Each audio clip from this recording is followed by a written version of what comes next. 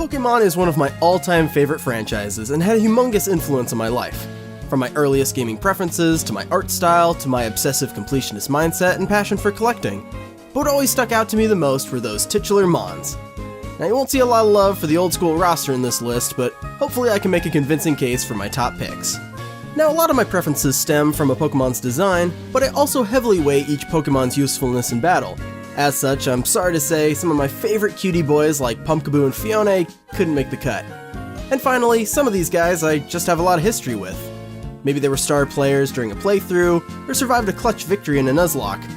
The beauty of Pokemon are the bonds you make along the way, so without further ado, here's number 10. While the Gen 7 Alola region was certainly a mixed bag when it came to new Pokemon, I can't deny that I fell hard for some of the breezy, tropical designs. And although I was right there with everyone on the Rowlet bandwagon, my all-time favorite starter evolution has got to be Primarina. Elegant, beautiful, and overwhelmingly male. Come on, it's 2018, boys can wear sundresses and cosplay as mermaids too, you know. While I usually go with water-type starters anyway, Primarina really captivated me with its stunning design and unique fairy typing. With access to Moonblast and having the highest special attack and special defense of any starter evolution, my Primarina Wainani quickly stood out as my team's MVP in my first Moon playthrough. My next pick was a huge surprise and not a Pokemon I paid any mind to until years after its introduction, the Escavalier. While its design was always striking with its knight motif and dual jousting lances, it was a really hard Pokemon to wrap my head around obtaining in black and white. You see, these are Shelmet and Karrablast. Now, which one looks the most like Escavalier? You'd think Shelmet, right? But look closely under Escavalier's armor. Looks a lot like a Karrablast, huh? Well, guess what? The only way to evolve either of these guys is to trade one for the other with a friend, and I guess there's some kind of electrical stimulation during the process of transferring their data which causes them to mesh their DNA or something? It's a really awkward implementation that's hard to pull off without 2 copies of the game, so I always gave Escavalier a pass. Also, Accelgor looks nothing like either of these Pokemon. To my surprise, when I did get my hands on an Escavalier, it became an instant favorite for its phenomenal power and resistances. Now everyone and their grandmother loves Scizor, and that's because these two benefit from having only one weakness: fire. And while I love Technician shenanigans with Scizor, what really made Escavalier special was a combination of Quick Claw and Fell Stinger. Now, Escavalier is slow as all get out, basically always going last in a fight, but he makes up for it with insane attack in both defenses. So slap a Quick Claw on the guy and Bob's your uncle. Dude might get a knockout turn 1, or better yet, weaken the opponent on the first blow and then combo with Fell Stinger for 2 attacks in a row. Even before Fell Stinger got insanely buffed in Gen 7, a 30 base attack that functions as a swords dance with each kill is hilariously overpowered in single player and is currently my favorite move in the whole series. The dude's a tank, but dishes it out even harder, and that's why I love it. I dub you Sir Calvin. Did I mention I like bug types? Cause here's the biggest and baddest bug of them all, Volcarona. Standing at a massive 5'3", it's no surprise this flaming moth was often mistaken for the sun itself. Volcarona seems to take heavy influence from Godzilla's Mothra to duke it out with the likes of Tyranitar in its later Mega Evolution. With its shaggy white fur, horn-like antennae, and beautiful speckled wings, Volcarona is truly a sight to behold, but it's one you'll really have to commit to raising. The derpy pre-evolution Larvesta is a far cry from the majesty of its mother. With a middling move pool, subpar stats, and the outrageous feat of evolving later than any other unevolved Pokemon at a whopping 59, good luck having the patience to raise up a Volcarona from an egg. Thankfully, in my experience, the payoff was all the sweeter, and the legendary Gilgamesh finally reached his full potential. Fiery Dance, Quiver Dance, and Bug Buzz help make this special sweeper even more formidable. And on an adorable note, the Pokedex mentions this Pokemon as a sort of guardian angel or search and rescue for freezing Pokemon and people during harsh winters. Not sure if I'd be immediately relieved to see a 5-foot flaming moth descending upon me in the snow, but a lovely gesture nonetheless.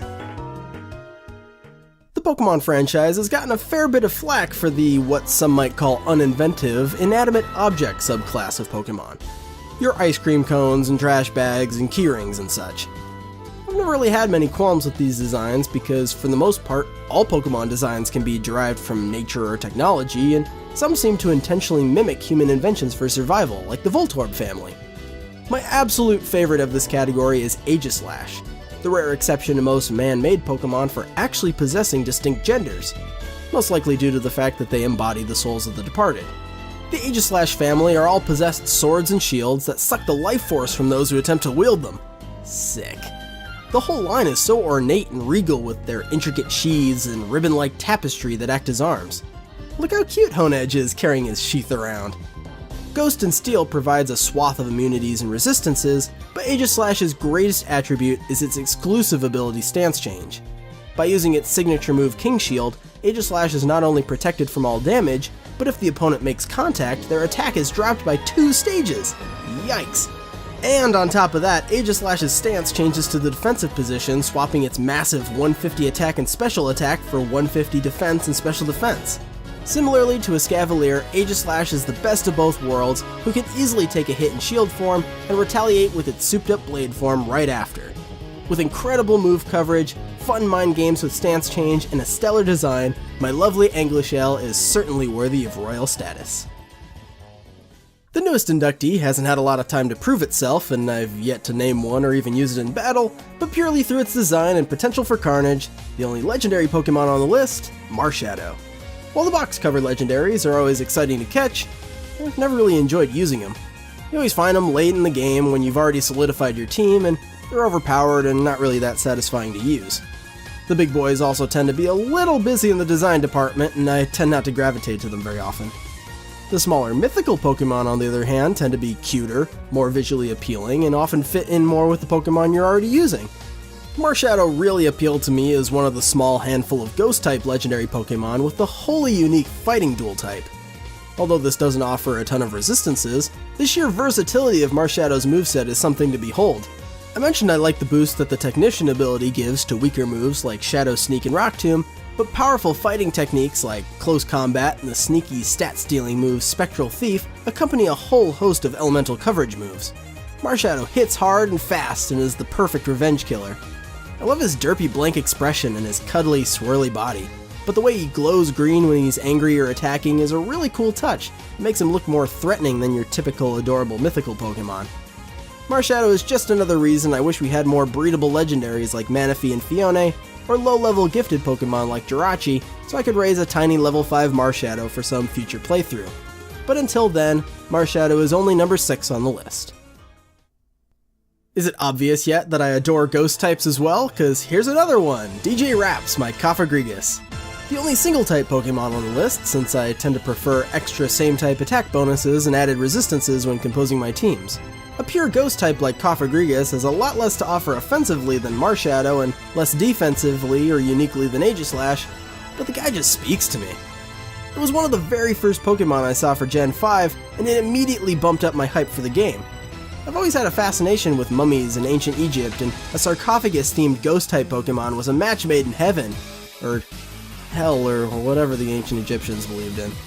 Add on those 4 freaky spectral arms and that captivating grin, and you've got one spooky Pokemon. And best of all, while in the games Cofagrigus is content to idly float like most well-mannered ghosts, in the anime and spin-off games Cofagrigus is a master of mobility. Spider walking on his tendril-like arms, or better yet, flapping around like a lunatic on 2 hands.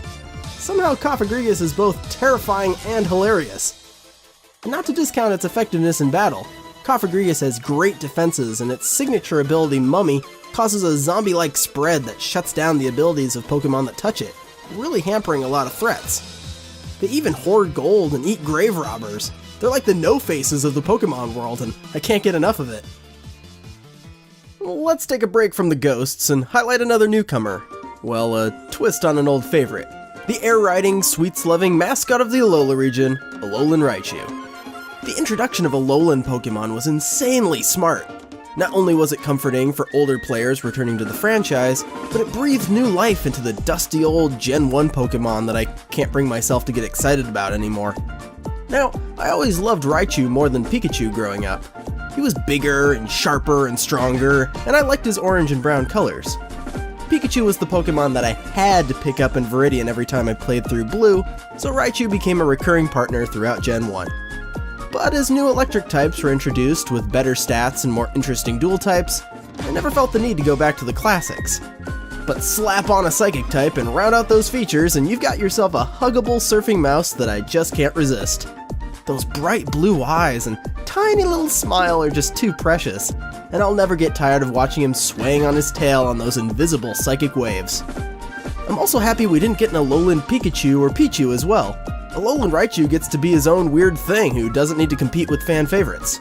But as far as I'm concerned, Alolan Raichu is the face of the Alola region, and maybe even Pokemon altogether. Now, I'll admit my time with Alolan Raichu was mixed and there's still a bit to be desired. My Raichu, Lakinalu, is understandably squishy in the defensive category and is basically a glass cannon when it comes to fighting. I like setting up electric terrain and going ham with my crazy speed, but his offenses aren't quite the best either. Really fun to use and some nice utility, but ultimately it was his cuddly new coat of paint that reignited my love for this big electric rodent. In the endless debate over brains or brawn, why not choose both with the Psychic Fighter Gallade? Now, I've raised more Ralts than I can count. A reliable Psychic type on like the first route was a must-have on any playthrough of Ruby or Emerald. Since then, Gardevoir and the rest of the Ralts line has gotten even cooler with its Fairy typing, but they're always a little too girly for me in my preteen years. But during 8th grade, Diamond and Pearl were released, and I was introduced to my Prince Charming, a manly fighting type evolution to one of my favorites. Gallade is the very definition of cool. With a powerful wide stance and tonfa-shaped arms, he always looked ready to throw down. My first Gallade, Judo, was my star sweeper with a sweet arsenal of moves. Leaf Blade, Night Slash, Psycho Cut, all the coolest sounding attacks. And good old Judo was my very first Pokemon I ever raised to level 100 because, seriously, before Gen 5 that crap was nearly impossible and totally impractical. Can we finally get a Pokemon game where trainers use Pokemon with level 70 or 80 for once? You got this whole Spectrum game, freak, use it! And yeah, so Gallade is great. His Mega Evolution is literally just a cape and some recoloring because his design was perfect. Next! If Gallade was the tale of Prince Charming, here's a real Cinderella story. Mawile. Introduced to America in 2003 for Ruby and Sapphire, Mawile immediately caught my attention. At first glance, Mawile is a hideous gaping mouth lined with teeth that jumps out at unsuspecting trainers in the depths of a dark cave. But behind is this adorable critter with cute little hair strands and traditional Japanese Hakama-style pants. Turns out Mawile lures in foes with its cute looks and chomps down on them with its mouth-like horns when they've let their guard down. Brutal! I wanted to use one so bad. It's this devious little trickster with black in its design who bites and plays dead. Must be a dark type, right? Oh, a pure steel type, huh? That's interesting. I like steel types, but what's this? Mawile can't learn any steel type attacks in Gen 3? It doesn't even evolve, so it's stuck at a pathetic 380 base stats. Forget it. Call me when Mawile gets an evolution or a dark dual typing or something. It wouldn't be for another 10 years before I ever thought about Mawile again, but in a completely unexpected turn, Mawile was one of a select few to be given the new Fairy typing. That trickster got me again! I expected Mawile to be Dark type for so many years, but here comes Fairy, which is super effective against Dark. But Mawile still keeps all the Dark type moves anyway. Well, I'm not complaining, because now Mawile has a pretty great move pool. What's this? A new Mega Evolution! It's not a permanent evolution, but it'll work. The extra set of horn mouths is a nice touch, and complements her already cute design with a twin tail looking hairdo. Her Mega Evolution is nice and subtle, unlike some. The Mega not only boosted her defenses, but gives a massive attack boost with the huge power ability. Dinky Mawile with base 85 attack becomes an unrelenting force of nature with a terrifying 259, giving her the highest base attack of any Pokemon, even legendaries. She's still got a host of shortcomings, but my little Haruhi became one of my all-time favorites overnight and finally lived up to her full potential. Before I reveal number 1, here's some miscellaneous rankings and data from my embarrassingly large Google spreadsheet where I rated every Pokemon's design and tallied up all the averages across each gen. Not surprisingly, my favorite types are Ghost, Steel, Bug, Water, Grass, Fairy, Psychic, Fighting, and Electric. The highest average rating for Pokemon from each generation was 6.39 for Gen 6 plus all Mega Evolutions, 6.31 for Gen 4, 6.19 for Gen 3, and 6.16 out of 10 for Gen 2. But designs aren't everything, because my favorite games in the franchise overall are Heart Gold, Soul Silver, Black and White, Sun and Moon, and Ruby, Sapphire, and Emerald. And finally, my favorite Pokemon of all time, Rotom. Did you have any doubt it was a ghost type? Unfortunately, Rotom keeps its electric type instead of its ghost type when it transforms. The Plasma Pokemon Rotom is my favorite. So cute, so intriguing, so versatile. It really is the jack of all trades, and I find myself coming back to it over and over when playing through these games.